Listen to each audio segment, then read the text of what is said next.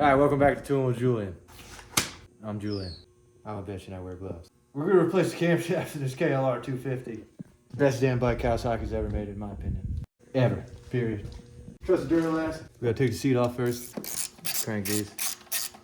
People may ask, why do you use hand tools most of the time? Power tools tend to strip things out. Just take extra time, you're working at home, don't matter. Taking this gas tank off. You gotta get to the top of the head of the motor here, the valve. You gotta remove the gas thing. I just have it on there with a zip tie for now. Turn off the gas, some gas is gonna come out. That's a big boy. Always put your screws back where you found them. It's easier to find them. Pro tip. People can't understand a word I'm saying half the time probably. Okay, so now we're gonna remove the valve cover. You could be anything you want, unless you go to Lincoln Tech, and then you're gonna be screwed for the rest of your life. Hey, you could fix this, right? You're a mechanic. You know, it's not fun when you gotta do work really, really cheap all the time. Your life goes downhill just like the broken parts. Sometimes you can't fix it. Still taking a valve cover off. I'm sure people are gonna say you gotta take it off in a crisscross pattern, but we're going for gold here. There's 4 bolts on top, and there's 2 on the side over here. Remember, once you start working on something, that's when your day is going to hell. Pro tip, always check your nuts and bolts. As you can see, they look the same, but the tops are slightly different. Very easy to mistake that as the same bolt. Check your nuts and your bolts. Could get you in trouble someday. Remove the bolts for the valve cover. We're gonna take the valve cover off. You know, you gotta give it a little finesse. Ah, shit, never mind. Gotta remove this engine bracket. We got a 13 wrench and a 13 ratchet with a 13 deep socket. Always keep everything in the safekeeping range. We're gonna remove the valve cover again. Remember, finesse. And it's free. All right, so we're gonna remove these covers. This is a seeing hole for the top dead center. You can see inside that there's a little gear in there. That there will be a little tiny tick mark in there that lets you know it's at top dead center, so you don't blow up the engine when you restart. Have I blown up an engine? A couple. Guess what we need? Another tool. Oh, first one on the money. Now you see there's a mark up here on these camshaft sprockets, and when those are both lined up, they line up with the case here, and you know you're at top dead center. And then you gotta make sure the line down here matches is in the sight hole when those are in line up top. This is a baby engine too. This ain't nothing serious. What are we doing next here?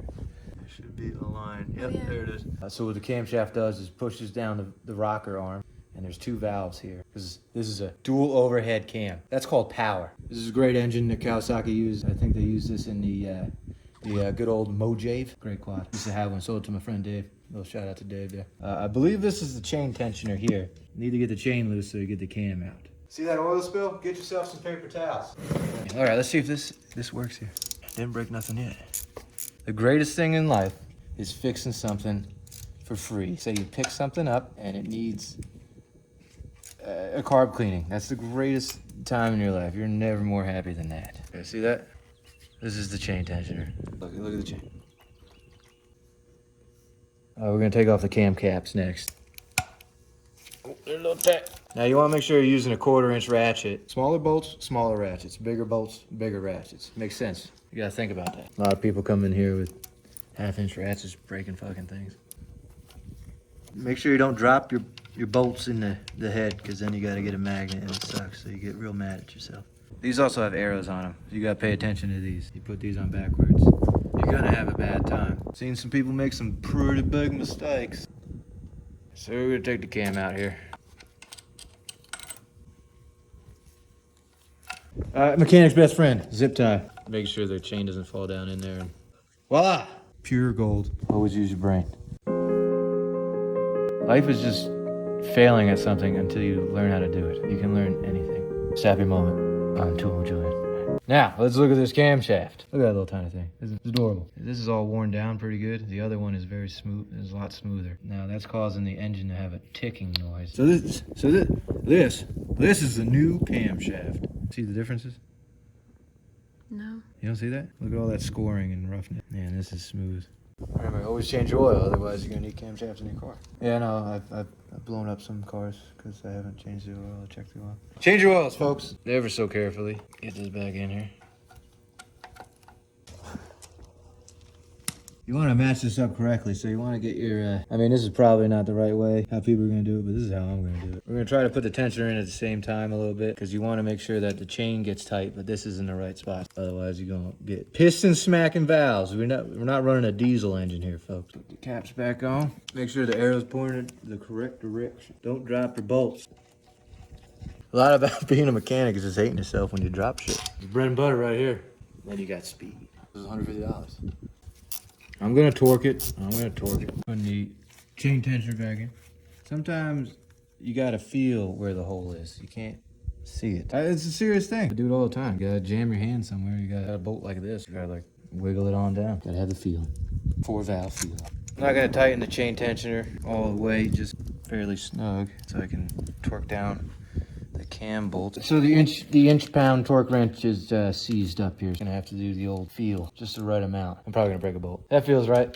Click, click. That's torque by my hands. I was reading on the forums for these bad boys that you should definitely torque the valve covers. Guess what? We're not torquing. We're going heavy with the 1/4-inch ratchet. All right, so this is 29 foot-pounds. I got it on 30. Just going for it. Hopefully it doesn't break the bolt. You got it? Mm-hmm. It's moving. Yes, you're supposed to hold it. The old two-handed tightener here. There it is. Two-handed grease trap. Make sure the timing marks are lined up again. As you can see, you got a little notch in there again. Sometimes double check some things that you might think you might not have touched. Worst thing is when you're driving or riding and something falls apart. Bad time for everybody, even your motorcycle or your car or the guy next to you in the road. Fuck. Oil makes your hands slippery, you know. Fuck. Oh. Sometimes you gotta just give the old two-hand college try. All right, back to putting the valve cover back on. Probably should have lathered this stuff up with some oil, but whatever, you know, you just go for it. All right, we gotta run it for a little bit, and then we're gonna do an oil change. Pour some oil on top of the cam and the rocker assembly. Get a little lubrication. Travelers, definitely not good oil at all, but we're reusing the gasket. I know some people hate that type of thing, but you know what? It's probably not gonna leak. Not working too good right now. Come on, finesse. There it is, finesse. Finesse. Oh, you hear that? That's a solid contact right there with an old gasket. Now, if you remembered what bolts were supposed to go where, go right ahead and just put them in.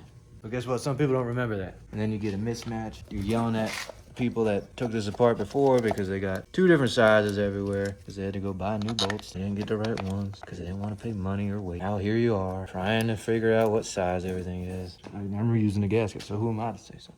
That's a fact. Facts. Facts. Straight facts. Gold. Candy. There. Yeah, there it is.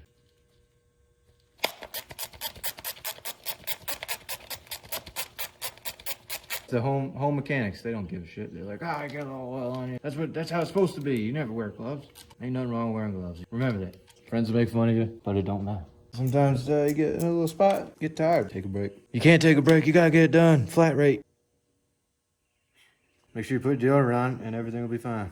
Valve cover's back on. Plug your spark plug back in. This is a cool temperature sensor. Probably nobody knows what I'm saying. I mumble all the goddamn time. That's all right.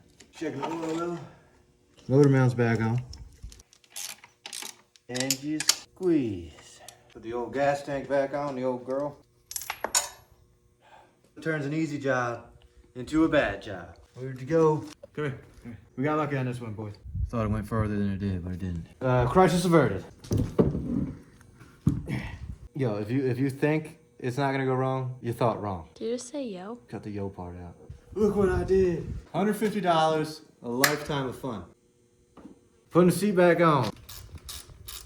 Need a damn chain guard. Put your fuel line back on. Now that we got rid of the Merc cam, put a little oil in it, start her up, run it, change the oil another day. A lot of people make the mistake of going like this. The oil comes out quicker, you know? If you turn it around, you can aim it up before it comes out. Pro tip. Liquid gold. Cheapest oil I ever bought in my life. It's also the cheapest bike I ever bought in my life. On the money. All right, we're gonna try to kickstart this thing in one kick. One kick. Fuck. Shut the camera off. Shit.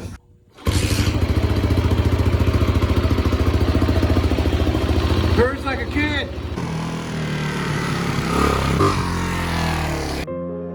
Practically the best bike ever made.